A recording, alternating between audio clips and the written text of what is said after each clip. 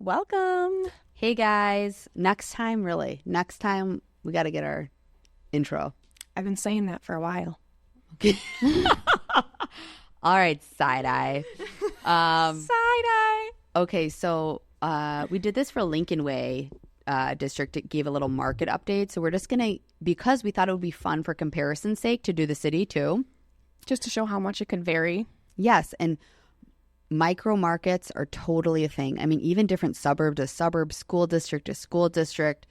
And in the city, it gets way more complicated because, you know, you could go a mile one way and all of a sudden it's a completely different market. I feel like it's like block to block in the city. And this, Yeah. I'm obviously letting Stephanie take reins on this because She knows more than she leads on, you guys. No, I do, like from you, but majority of my work is not in the city. You lived in the city. You have a good sphere in the city. I don't really have any Cityans. The Cityans. Well, what I wanted to talk about is, you know, COVID obviously really revved up the suburb boom, I would say. And with the city being what it is now, I mean, again, with unfortunately crime and all these other... Do you feel like it's going to come back? Like fully? Because, I mean, I feel like it's been on the up. It has. I really hope so. And Kaylin and I actually have, like, thought about this and had our own hypothesis, but our hypotheses was what happens when people have to go back to work into the office. And I know that a lot of offices have already started doing this and making people come back. Like maybe they were at home the whole time. Now they have to go in 3 days a week. And if it's people that don't have a ton of kids, aren't really settled, will they come back to the city? You know? So it'll be interesting to see. I think we really do need to get a handle on the crime. And I feel like that the city neighborhoods, like, you know, so much it's different different than like the Gold Coast, and in the sense of like, because I think ultimately a big thing that COVID did was make people crave more personal space. Yeah. So that's why I think... the condo high-rise market took a huge hit. Right. Because nobody even wanted to ride the elevator with other people. And then they realized how important it was to kind of have their own space. Mm-hmm. I know. And it's so funny. I was on the phone with a realtor in a city, actually. And she was talking smack about, yeah, my brother's like, you know, so scared of the city. And he's like, the city's not the same, and talking all the smack. And in my head, I'm thinking, yeah, your brother's kind of right. But funny enough, like she was so diehard. She's like, the city, of course it's a city. Of course you have to be safe. Like, what's the big deal? It's always been this way. So again, there is that pool of people that think that everything's fine and dandy and not to worry. Hardcore city people. I mean, that they're like, which, I mean, I get it. I mean, Chicago's great. I think that it did take a little bit of a hit from COVID, but honestly, I think a lot of cities did. I mean, we are doing a hell of a lot better than like LA. 100%. You are so right. It is a nationwide thing. This is not a Chicago thing. And again, without getting political, just, you know. I would love to get stuff. No, we're not talking about that. Where would you live in the city? What would be if it were your exact scenario? Like you have Niall and I guess no, one of each. Where would you live if it was right now with just you and Niall? Pretend kids weren't an option, and then where would you raise a family? Oh, we were like literally single and no family. Yeah, and still with the same job, so you had like endless income too. So where would you live? Oh, wait, I have the same job. Like you guys both are working, but there's no kids. You guys are living that life. Oh, you're joking, endless income because of no kids. Yes, that's what I mean. I was like, what do you mean? I have disposable? I should say, not endless, disposable. So I used to always say, I was a huge Bucktown fan. Love Bucktown. I think it is a more hip than Lincoln Park, and I think that I love the proximity to everything. So you're close to Lincoln Park, you're close to West Loop, you're close to the expressway. Like everything is just, you're very centralized. And I really have a passionate draw towards Bucktown. I will say, like, post-COVID, and Caitlin actually moved to Southport Corridor too. And I have friends and people that have kids that live there. The mom brain in me is like, I would go to Southport Corridor. Okay. Now. But single life, or just like more about Niall and I do love Bucktown for a lot of reasons. Okay. All right. So good to know. Mm-hmm. So I mean, West Loop is a lot of fun too. If I was 20 something, that's probably where I'd go. That's where I went in my city phase when I was 21. Well, I guess I should say 19 to 23, me and my girlfriends. Okay, see? I know. So last time we did a market update, we want to focus on a few things. We want to focus on the average sales price, like where is it trending? We want to talk about month supply, and I think market time, right? Yeah. That pretty much, I think that really gives us a good grasp of what's going on in the market. And just so you guys understand again, and we're repeating ourselves a little bit, but an overview, month supply is how many months it would take to absorb all the inventory that's currently on the market.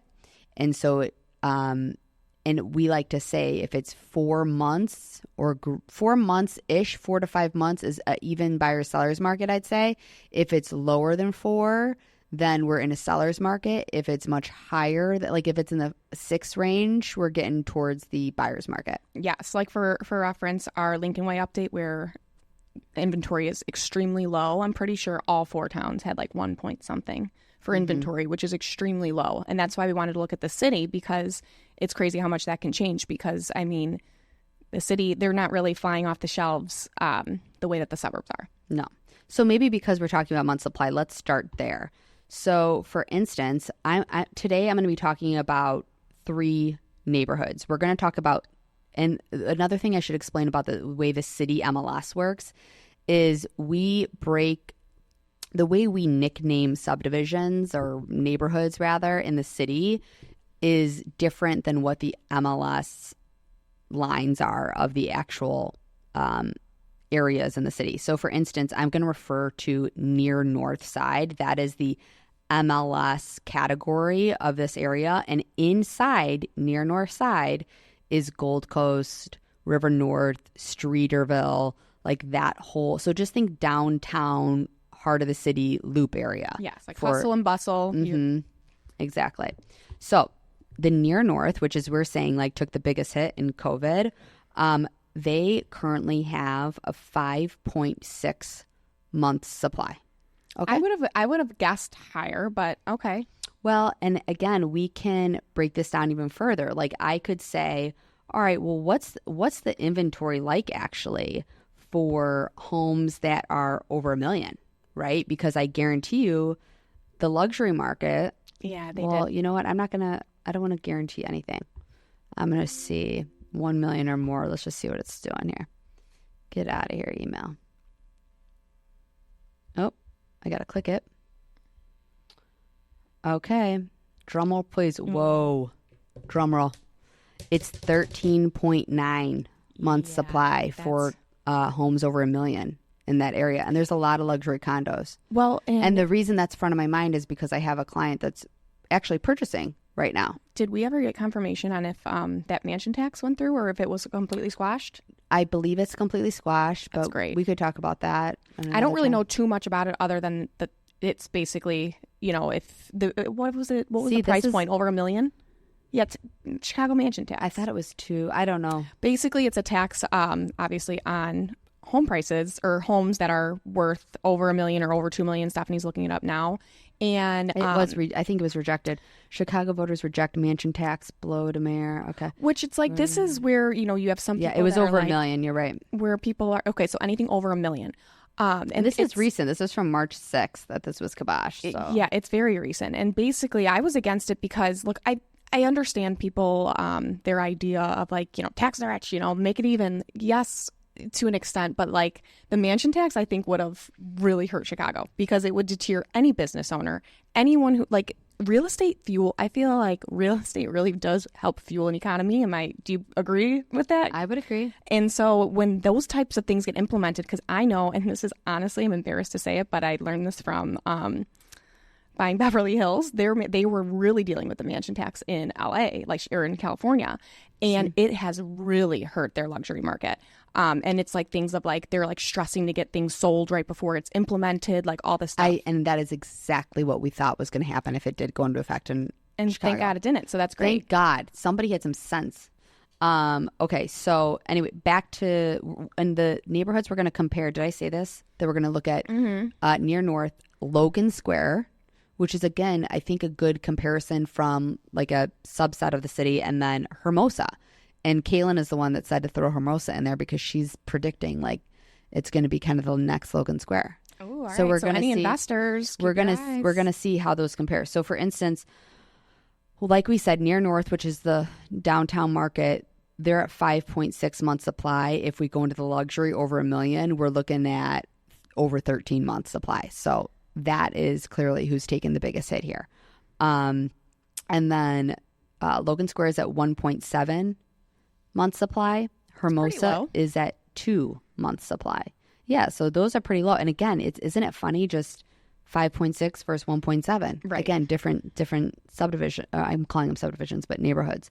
And let's look at what the sales prices are doing. So in downtown, we're looking at an average of 390,000. Again, there's a lot of like one bed condos and things like that they're factoring in. In Logan Square, the average price is 580, and in Hermosa right now it's 334. So that's a crazy difference for being so close in proximity. I want to go back just for fun, 10 years, and wow. Okay, so I just said that Logan Square, because that was a huge, that come up, right? Area glow up. Had a huge glow up. And they are, like I said, the average sale price there is 580. 10 years ago in 2014, Logan Square's average sales price was 360 and Hermosa's was 128. Hermosa today is 334. Okay. Let's take a look at market time. So market time, again, near north. So the downtown market is at 105 days. Logan Square is at 46 days. Hermosa's at 34 days. Wow. So it'll be interesting to see how, with Hermosa being so close to Logan Square, it will be interesting to see how those prices go over the next several years. So Kelly's telling me my time is up. Yes, it is up because you have an appointment. I do. But anyway, that's real life. That's real life. The moral of the story is again, if you guys have questions on what your actual market data is, just message us. It's easy to send you links that will live forever, so you can. I love those links, by the way, that you can kind of watch it. But yeah, interesting to see. I think there's opportunity in Hermosa for sure. Well, Hermosa, but also I think there's big opportunity in the condo market right now. Like, I have clients under contract actually to buy a luxury condo in the city in Streeterville, and they are getting a killer deal. Yeah. Fully furnished. The guy updated it. He barely lived there. It's like an There's probably a lot of those too. Yes. And he's had this in town forever, and is ready to dump it. He's most likely moving to like out of state. So again, and it's clients that will eventually sell in the suburbs. They're getting ready, close towards retirement. And so I think that's another interesting market of people that I think, maybe they're done with their big home in the suburbs and they're ready to come back downtown. Or they're snowbirds and they want a place here and they want a place in Florida or Arizona. Right. So, I mean, I don't know. I have high hopes for the city. I hope so too. Comes back with a vengeance at some point. All right, guys. Well, thanks for tuning in. If you want us to look into your micro market, just, go to the show notes and there is a link with a survey and give us all the topics and we'll cover. We're really into this survey. I'm super into it because let's be honest, we're recording a lot of these and I don't want, I want to keep people giving the people what they want. Well, and also I love the questions. They're so fun to answer. I know, me too. So ask us anything, seriously. I wish we had a round table though, because my neck kind of hurts just from staring at you like this. We should almost sit across, but all right, we'll discuss it off camera. All right. Bye. Bye, guys.